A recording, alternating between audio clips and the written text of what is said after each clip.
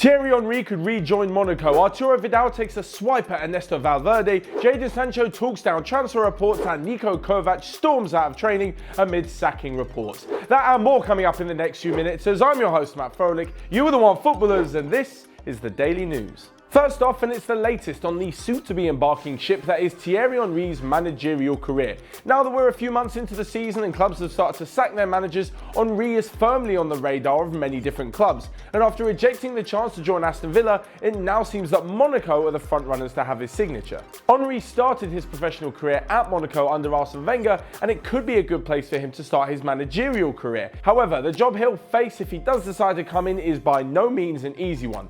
After a terrible start to the season, Monaco find themselves in the relegation zone with only one win from their opening 9 games. Although Henry was an absolute striking machine on the pitch, how is he going to do off the pitch when it comes to sitting in the dugout and letting the players get on with it? Well, you guys let me know in the comment section below whether the former legend can really be a current legendary manager. But moving on to one of Henry's former clubs, and Barcelona have an unhappy star within their ranks. Now that the international break has started, Arturo Vidal has used this time to take a swipe at his manager, claiming that he isn't getting played enough. The Chilean midfielder moved to Barcelona from Bayern Munich in the summer, stating that it was a step up from his former club. However, it looks like a step up which he is unable to handle. Now, it may be unfair to judge him on the few minutes he gets at the end of every game. However, what did he think was going to happen when he's got such an amazing squad ahead of him? He's blaming the coach. However, I don't think he can take a proportion of the blame, because let's be honest, who are you going to drop out of Coutinho, Busquets and Rakitic in order to put Vidal into your squad? And you're definitely not changing tactic either, because the front three of Suarez, Dembele and Messi also looks unlikely to change. As for someone who said he's always been in top clubs and always won stuff, he should know about the fight that's facing him. It's Barcelona, for God's sakes. Anyways, if he decides that he can't really hack it anymore and wants to move on, I'm sure there will be an insane amount of clubs lining up for his signature.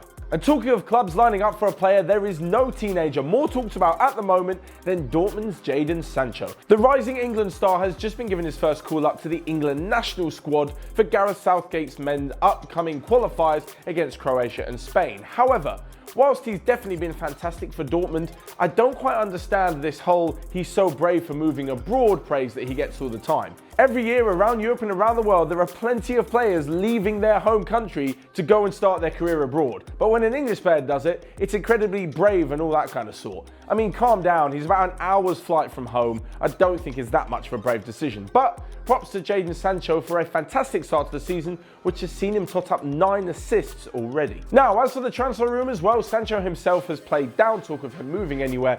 However, that hasn't stopped the likes of Manchester City being linked with a bid of over £120 million to re-sign their former youngster that they didn't deem good enough just over a year ago. They sold him for $8 million and could bring him back for 15 times that price. That is absolutely ridiculous, and to be honest, would be embarrassing to Manchester City. However, in this day and age, I don't really think they care. And when it comes to signing a youngster ahead of other teams getting him, they'd probably go ahead and do it no matter what the cost. And finally, sticking with the Bundesliga, and Bayern Munich are that much closer to sacking their manager, Niko Kovac. Yesterday, I told you that things weren't rosy at Bayern Munich and that Arsene Wenger was being lined up to potentially replace the manager. However, news from inside the Bayern camp yesterday means that things might be getting a little closer to the edge for the Croatian Kovac. Apparently, none of the players are listening to any of his rules, any of his instructions, and yesterday he stormed out of training after getting pretty annoyed with what he deemed was a lack of respect. Add to this the anger he's shown towards the board at them not signing any player that he wanted during the summer, the likes of Ante Rebic and Vogt from Hoffenheim, makes for a pretty bad deal for him. Oh, and added to the fact that both of his fullbacks are injured, and Juan Bernat turns out to be sold for around $5 million to PSG. Things are just getting a bit embarrassing, and as always, it'll be the manager to pay the price. But that's all from me for today. Make sure you click here to check out all the other videos we've got going on in Onefootball. Smash the like button down below and let me know in the comment section what you thought of all of today's daily news. Can Thierry Henry really be a good manager as he was a player? Until next time, I'll see you guys later.